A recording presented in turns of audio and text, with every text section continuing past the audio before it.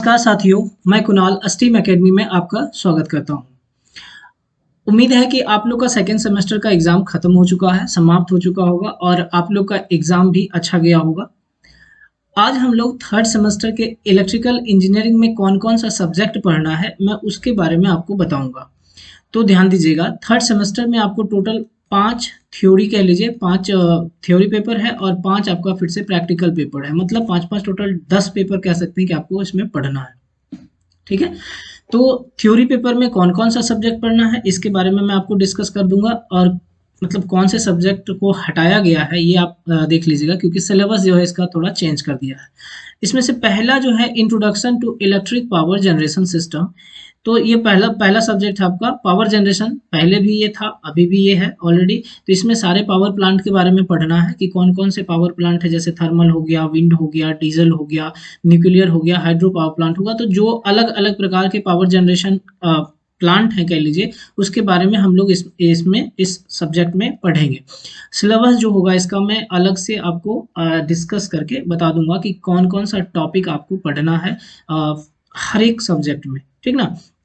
चलिए, दूसरा सब्जेक्ट है आपका इलेक्ट्रिकल सर्किट, ठीक है? ये अभी भी है और पहले भी था। ये नेटवर्क 1 है, इसमें बेसिक नेटवर्क कह सकते हैं, इसमें आपको इलेक्ट्रिक सर्किट में पढ़ना है, ठीक है? तीसरा सब्जेक्ट है आपका इलेक्ट्रिकल एंड इलेक्ट्रॉनिक्स मेजरमेंट, ठीक है? मेजरमेंट समझ लीजिए सीधा-सीधा कि तीसरा सब्जेक्ट आपका इलेक्ट्रिकल एंड इलेक्ट्रॉनिक्स मेजरमेंट है और चौथा आपका इलेक्ट्रिक मोटर एंड ट्रांसफार्मर। तो ये इलेक्ट्रिक मोटर और ट्रांसफार्मर है, तो मतलब मेन का चलिए कि इसमें डीसी का पढ़ाई होगा, मतलब डीसी मोटर, डीसी जनरेटर के बारे में बताया जाएगा और फिर आपको एसी ट्रांसफार्मर कह लीजिए, ट्रांसफार्मर के बारे में बताया जाएगा। ये चौथा सब्जेक्ट है। पांचवा सब्जेक्ट है आपका fundamental of a basic electronics and digital electronics. देखिए, ये सब्जेक्ट आपको ऐड किया गया है। पहले ये इसकी पढ़ाई नहीं की जाती थी थर्ड सेमेस्टर में, लेकिन इस बार से ये सब्जेक्ट को ऐड कर दिया है। ये पहले इसके जगह पे आपका मैथ होता था, ठीक है? मैथमेटिक्स कह सकते हैं, तो उसकी पढ़ाई की जाती थी, लेकिन मैथमेटिक्स को हटा दिया गया और उसके जगह पे ये फंडामेंटल ऑफ बेसिक इलेक्ट्रॉनिक्स और डिजिटल इलेक्ट्रॉनिक्स को इंट्रोड्यूस करा गया, ठीक है? तो पहला ये देखिए, हर सब्जेक्ट जो है आपका 70 मार्क्स का एग्जाम होगा। सारे सब्जेक्ट जो भी हैं आपके, सारे के सारे 70 मार्क्स के ही पेपर होंगे।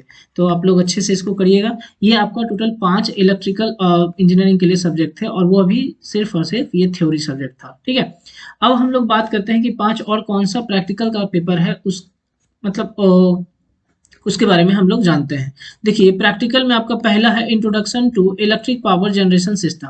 तो इसका थ्योरी भी आप पढ़ रहे हैं और इसी का प्रैक्टिकल भी आपको पढ़ना है, ठीक है? दूसरा है आपका इलेक्ट्रिक सर्किट लेबोरेटरी। इसका भी वही सेम कंडीशन है, इसका भी थ्योरी है और फिर इसके प्रैक्टिकल लेबोरेटरी कह सकते हैं कि इसके लैब में भी क्या-क्या किया जाता है। जैसे अलग-अलग प्रकार के थ्योरम्स होते हैं, थेवेनिन्स थ्योरम होंगे या फिर आप कह लीजिए नॉर्टन्स थ्योरम होंगे, सुपरपोजिशन होगा, रेसिप्रोसिटी होगा। इन सब थ्योरम्स के बारे में आपको देखना है कि कैसे किया जा सकता है या उसको हम कैसे परफॉर्म कर सकते हैं, किस प्रकार से हम उसका यूटिलाइज कर सकते हैं लैब में, ठीक है? इन सब के बारे में आपको जानकारी इस लेबोरेटरी में मिल जाएगा। रेसिस्टर कैसा होता है, कैपेसिटर कैसा होता है, ये सब आपको यहाँ पे प्रैक्टिकल में करने को मिलेगा।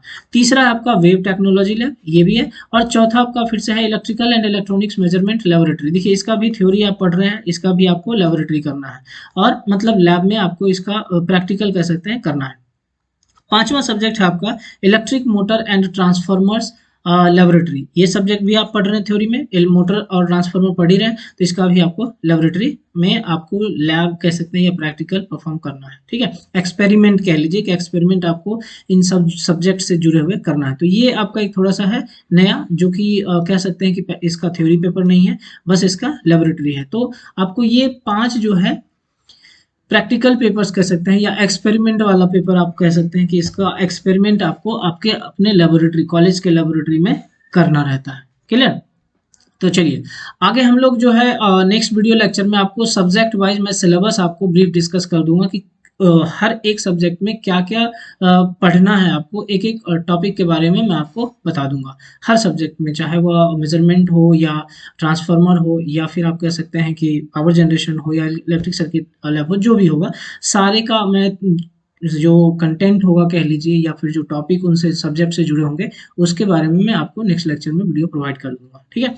ध्यान दीजिएगा, अगर आपको इस वीडियो लेक्चर से जुड़े हुए जो भी पीडीएफ वगैरह चाहिए होगा, तो आप स्टीम अकेडमी पर से आप प्राप्त कर सकते हैं, ठीक है? ये स्टीम अकेडमी पर से आप प्राप्त कर सकते हैं। इसके लिए आपको कुछ नहीं करना है, सीधा आप टेलीग्राम पे जाकर के स्टीम अकेडमी चैनल से आप जुड़ जाइए। वहाँ पे आपको वीडियो लेक्चर से जुड़े हुए जो भी अपडेट्स होंगे, वो भी आपको वहाँ पे मिलता रहेगा। क्लियर? तो आज के लिए इतना